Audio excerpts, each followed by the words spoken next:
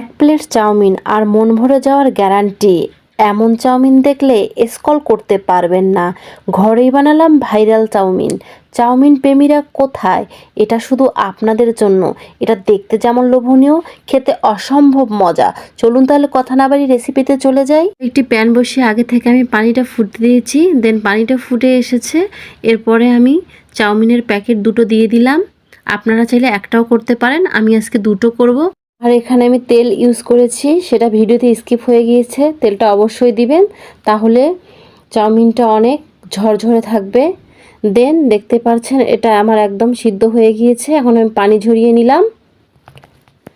আবার চুলায় একটি প্যান বসিয়ে তাতে পরিমাণ মতো তেল দিয়ে দিলাম। তেলটা গরম হয়ে আসলে আগে থেকে চিকেনটা আমি ম্যারিনেট করে রেখেছিলাম সেটা অ্যাড করে দিলাম। এই চিকেনের মধ্যে আমি পরিমাণ মতো আদা রসুন পেস্ট, লবণ, গোলমরিচের গুঁড়ো, জিরের গুঁড়ো আর সয়া সস, টমেটো সস দিয়ে এই কাজটা আগে থেকে করবেন, তাহলে চিকেনটা খেতে অনেক বেশি ভালো লাগে। এই তো চিকেনটা আমার হয়ে গিয়েছে, এটা এক সাইডে রেখে দিলাম। এখন আমি এর মধ্যে দুটো ডিম অ্যাড করে দিচ্ছি, আপনারা দেখতেই পাচ্ছেন। এই চাউমিনের মধ্যে আমি চিকেন, ভেজিটেবল, ডিম আমার পছন্দ অনুযায়ী ব্যবহার করেছি। আপনারা আপনাদের পছন্দ অনুযায়ী ইউজ করতে পারেন, এতে কোনো সমস্যা নেই। ডিমটা আমি এখন ভেঙে দিচ্ছি, কিন্তু ডিমটা আমি খুব টুকরো টুকরো করে দিব না, এতে খেতে ভালো লাগে না। আমি একটু আস্তে আস্তে রাখবো। এটা আপনারা একবার করে দেখবেন, অনেক মজা। আর আমি আমার পছন্দ অনুযায়ী সবজি কেটে নিয়েছি, গাজর, ইয়েলো আর গ্রিন ক্যাপসিকাম দিয়েছি টমেটো, কাঁচামরিচ আর দিয়েছি পেঁয়াজ কুচি। এ পর্যায়ে অ্যাড করে দিব কুচি করা রসুন।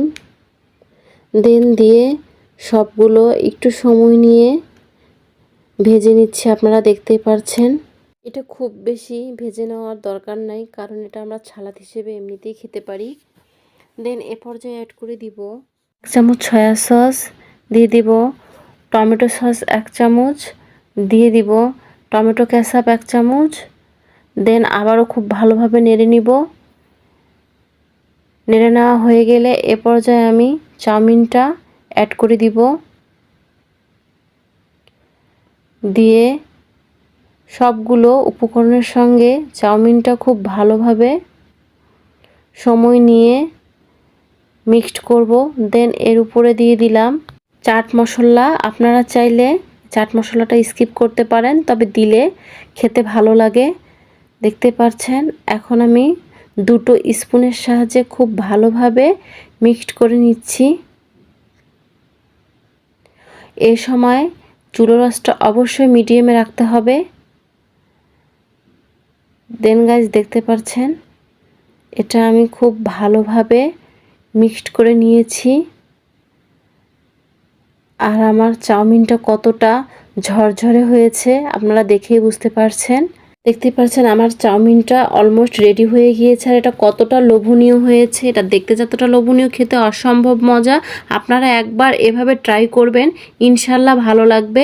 আমার সিম্পল রেসিপিগুলো যদি আপনাদের কাছে ভালো লেগে থাকে অবশ্যই লাইক, কমেন্ট, শেয়ার করে পাশে থাকবেন।